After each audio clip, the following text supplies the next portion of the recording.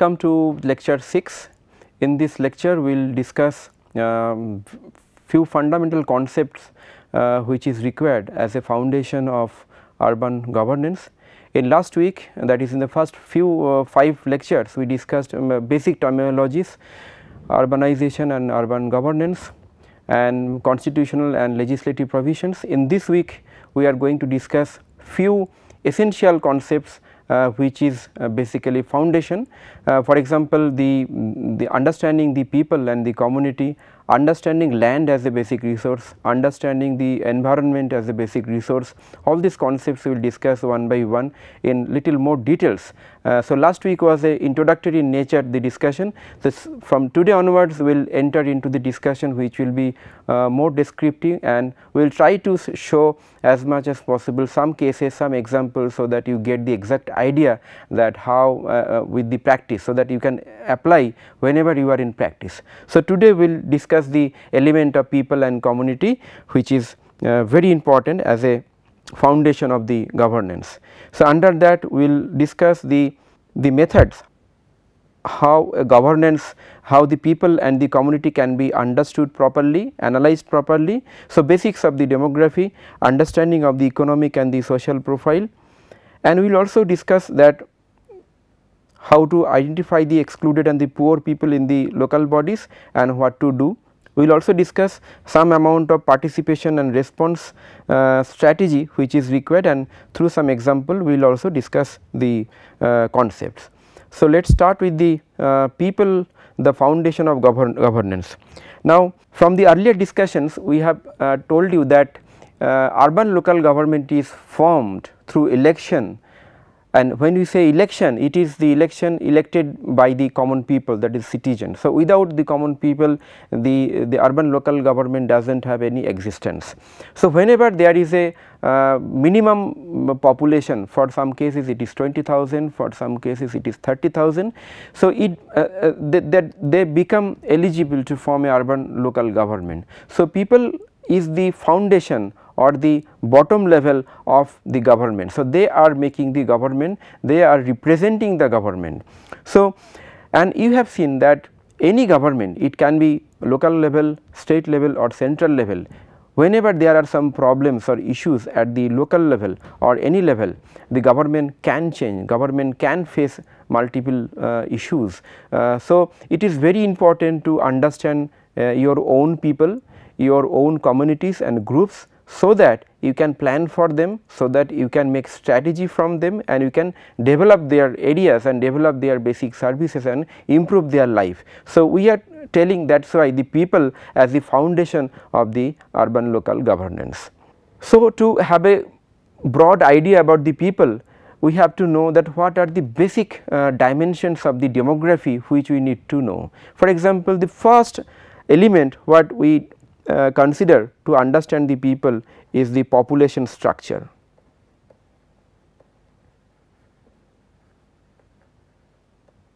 So, as you know that population is always measured by the census of India. Last population was done 2011, 2000, before that 2001. Every 10 years we do the population study, and within population the breakup of population between male, female, breakup of age is very important, that is starting from 5 year to 80 plus year, what is the distribution of the age. This will enable you to understand that what category of the age profile population is predominant at your municipality, and then you need to know the sex ratio, that is the number of female per 1000 male population, this is important. And then you need to know your data on migration, because every city have the migrated population from the surrounding villages, from the surrounding smaller cities. So, migration data is very important. Apart from that, you need to know the cross section of the population in terms of their work or cultural background. These are also important. So, these are very important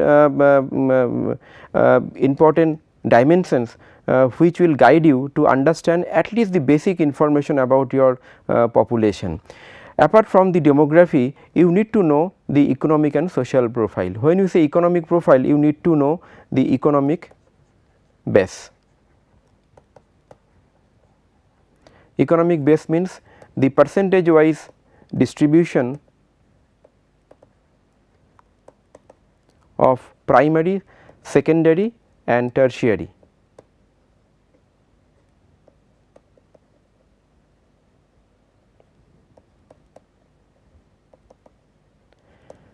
You know that primary sector is the agricultural sector, secondary is the manufacturing and the industrial sector, and tertiary is the business and the commercial sector. So, distribution, if you see that distribution, you will understand that how much urban is that area. Apart from economic base, you need to know factors like income profile,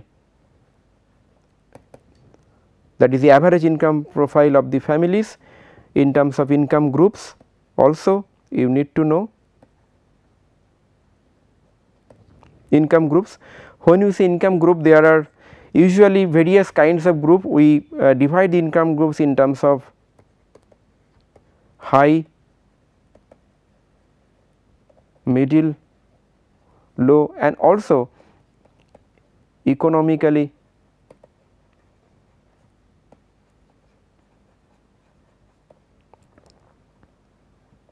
weaker section. In short we are calling it EWS.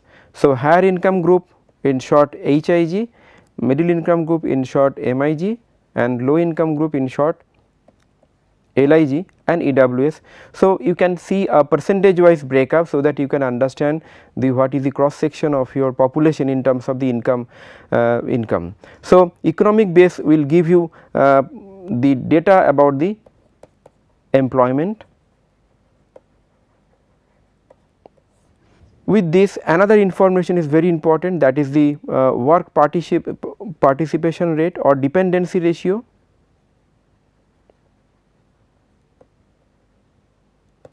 That means the percentage of the population who are basically working and non-working, that breakup will give you the level of unemployment in that area.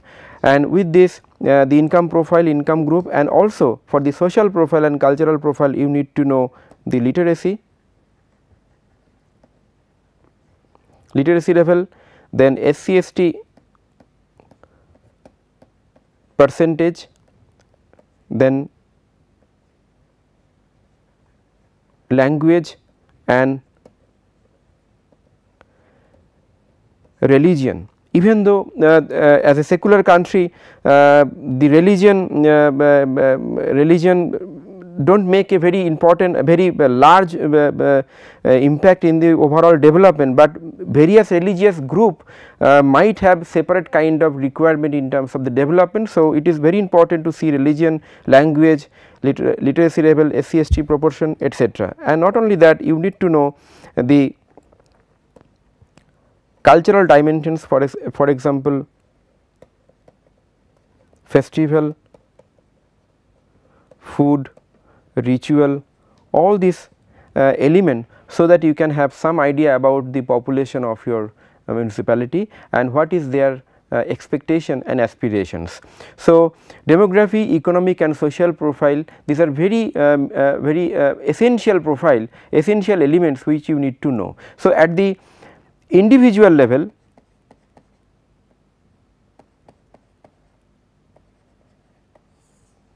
you need some data. So, family level some data, and also as community or city level you need some data. Now, the fact is that Census of India gives data only as a city or as the ward. So, they do not give data family wise. So, as a councillor, if you work as a elected representative or functionaries or urban planner or engineer, you need to have some detailed information of your ward. Sometimes the municipalities, they do their own surveys, own studies, and apart from the Census of India, there are sample surveys. Please take a note of this.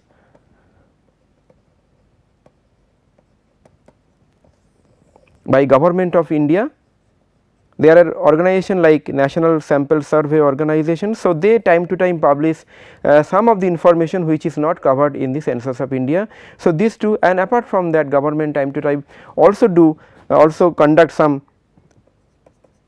economic census, which gives more details about the economic and the social activities apart from the Census of India.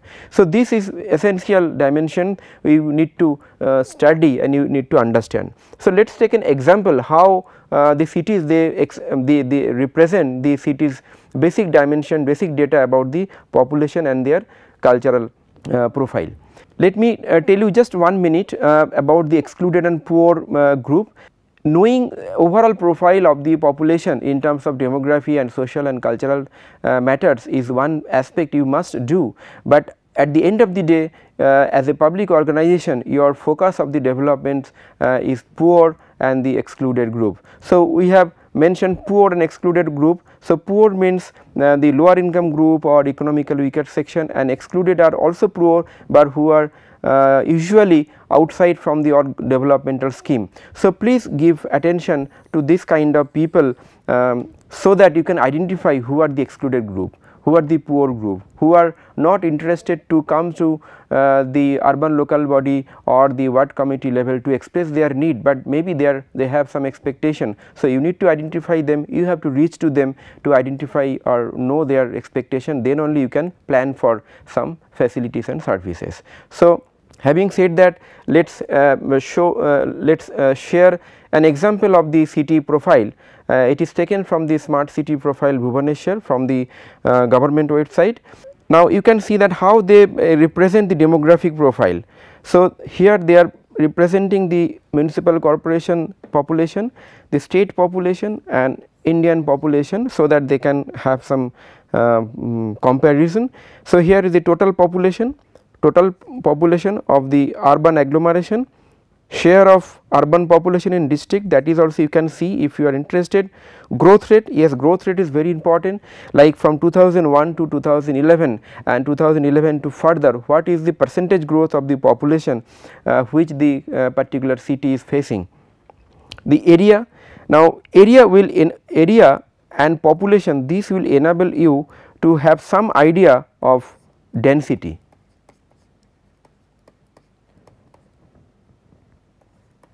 That means population density. So, density is nothing but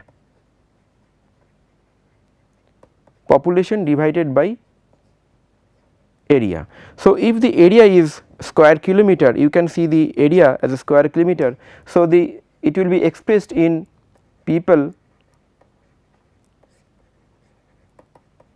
per square kilometer. That means, if this is 1 square kilometer area, so how many people are living within that square kilometer. So, this density factor gives you an idea that how congested your city overall is, as a city how congested. So, this is very important, also another very important criteria. Density is mentioned here, then literacy rate, SC/ST, you can see the slum population breakup and working age group, and it is comparison with the state and the urban areas. Similarly, if we see the economic and the social profile, you can see that per capita income, urban poverty ratio, that is how much percentage of the people are coming under the as a economically weaker section, unemployment rate during 2011-12 in terms of the percentage, work participation rate, that is 35.55% of people are working, the adult population, the work status, the self-employed, the type of work, that is the self-employed, regular wage earner and casual labor. Then you can see the distribution between primary, secondary and tertiary, you can see that for particular this city Bhubaneswar, the tertiary sector is the predominant sector. So, from this you can understand that this city depends largely on the business transaction and the commercial establishment for their job generation, followed by the industry and the manufacturing sector, and the amount in the primary sector, that is the agriculture and fishery is very negligible, less than 1%. And following that you can see other elements like number of legislators, professional, technician, clerks, a percentage. So, from this you will have a cross section of your municipality or your city, so that you can get some idea and plan for them. So, this is how we represent. I have just shown a typical example, very cryptic example, but when you practice in your urban areas or for the urban development, this analysis has to be done in much detailed manner. We will discuss this element whenever we will show some case study during our urban planning module. So, please keep a note that we will discuss this how to make the social profile, economic profile and the demographic profile for a city when we make a plan or we make a plan for a urban services. So, after that let me discuss some amount of something regarding the participation and response. Now, why we are studying the population profile, their economic profile, their social profile, demographic profile. The main reason of studying them in very details is that so that we can reach to them for giving the better services for their upliftment. Now, in the beginning we discussed that response is a very important dimensions and core value of governance, right. That means your ability, here we mean response as your ability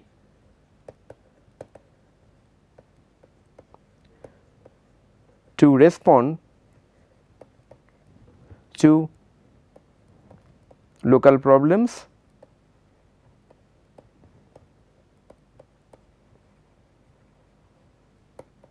situations or a particular issues, right. So,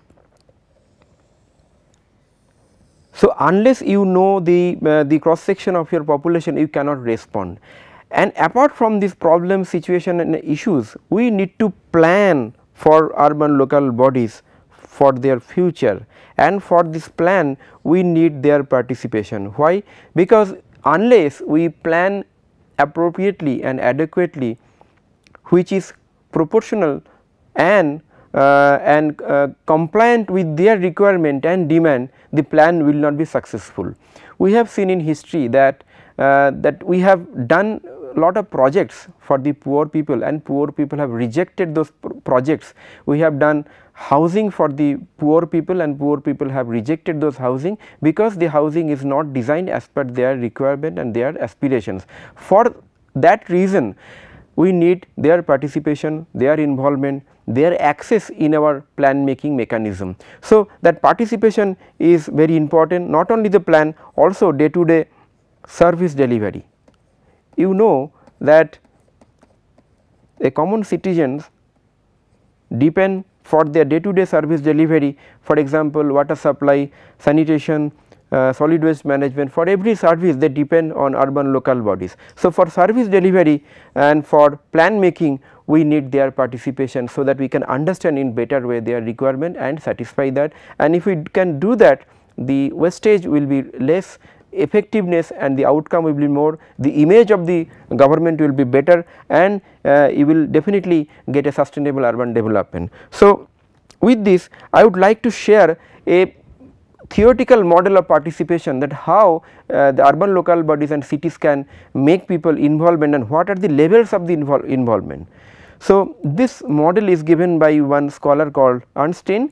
This is called the ladders of citizens participation. There are 8 stages of the citizens participation, starting from manipulation, therapy, informing, consultation, placation, partnership, delegated power and citizens control. Let me discuss from the bottom. So, manipulation is basically you are not making people participative, you are not participating, but you are manipulating the data. So, manipulating just data to show that you are making people participating, but no, it is not actually happening. So, it is not actual participation. Therapy is that you perceive a problem, you perceive a issue in local areas, or you perceive a particular demand, but you do not talk to them, you do not listen to them, but you call them and then you give some kind of counseling that okay, we will do this later on, and you give some kind of false promise, and so that they understand for time being that okay, it will be done. So, that those kind of approach is called therapy. So, this is basically we called as non participation, and that should not be continued, or that should not be practiced in real form. Second is that informing. You are planning something or you are doing something for the citizen, you are informing them via electronic media, via print media or any media, okay, but you are not actually involving them in the plan making or the decision making process. You are just informing that we are doing this, that is called informing. Second is a consultation. Here you call the people, you only consult, that means you ask people what is their requirement, but you do not ask what is the solution and what you are doing actually, your decision about the problem, you are not sharing that with the people. So, you are listening to them, but it is not mandatory that you are not you are addressing or you are complying their requirement or not. So, it is just one way communication between the citizen and the city authority. So, informing and consultation is also not complete participation in true sense.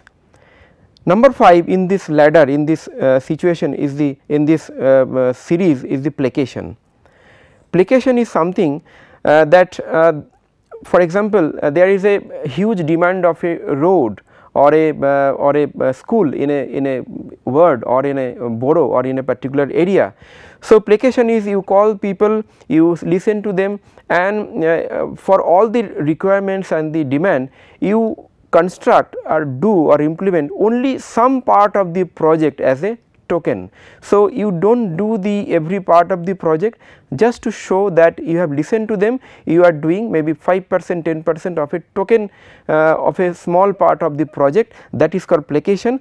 That means in place of the whole project you are either misleading them or you are doing only a small part of the project. So, this 3 element, placation, consultation and information, is called tokenism. So, again tokenism is not the complete, is basically incomplete participation. Okay. So, earlier we have seen that manipulation and therapy is a non participation, and then informing, consultation and placation is the incomplete participation. But after that, if you are willing to partner to listen to them, to address their problem, you can make partnership with them. The meaning of partnership is that you make them partner to do some development project. For example, I know there are several urban local bodies in India, they make citizens group as a partner and they involve them in the day to day supervision after some essential training, so that municipality and people, they have joint responsibility of the quality and the timely construction of some infrastructure. So, this is called partnership. It can be done in social sector, economic sector or any other sector also. So, partnership is a very good form of participation, and this is giving actually the citizens power. After the partnership, there are also examples of delegation of power, where you delegate some amount of the power to the people. For example, we have discussed earlier the concept of ward committee. In the ward committee, actually many municipalities and urban local government, they have delegated the power to the ward committee to collect their local taxes. So, ward committee on behalf of urban local bodies, they collect their local taxes, and after keeping a small amount of share of the taxes for the day to day running of the ward office and the local activities, the remaining amount they transfer to the municipal office. So, that is a kind of power delegation, and this is very important. So, this ensures partnership and delegation of power both. And the extreme example of the citizens participation could be citizens control. If a municipal office fails to perform at their expectation, the citizen can take the last call either to continue the municipal office or to discontinue the municipal office through their elections, and you can involve them from the very beginning in the planning and the execution stage of the project by partnership, by delegated power. In that method you will find that all the decision making at the urban local bodies will be very smooth, because people will participate in the decision making, they will participate in the delegated power and their execution, they will participate in lot of other projects. So, this is, please keep this in your mind if you work in urban areas. Try to remember these 8 stages of the participation of the citizens. So, ideally we should practice these 3. So, we should avoid the number 1 to 5 and we should practice the citizens control, delegated power and partnership. So, let us summarize today's lecture. So, today we discussed various kinds of people, how to understand the people, basic demographic dimensions, socio-cultural dimensions, economic dimensions. We have learned that total population, male female breakup, age and sex ratio, then the migration data, the work participation rate, the economic profile in terms of the percentage in primary sector, secondary sector, tertiary sector, and then the group wise percentage, higher income group, middle income group, lower income group, and the economically weaker section. These are very important part to study the people. And then cultural profile, the literacy rate, the SC/ST population, religion, language, etc. is very important to know. And after that we have also learned few models in the participation. We mentioned that the response and participation both are very important in urban governance, and participations can be done at 8 levels, starting from the no participation, token participation and the ultimate participation. We have seen that partnership, delegation of the power and the citizens control are the ideal partnership which will enable you to make a stronger local government and to make a urban government very strong for the improvement of the livability. So, having said that, we conclude today's lecture. The next lecture will be on the community group. We will see that apart from the people, how to understand the various community group and what are the underlying insights of the community group, so that you can govern the local government in a better way. So, thank you very much for today's lecture.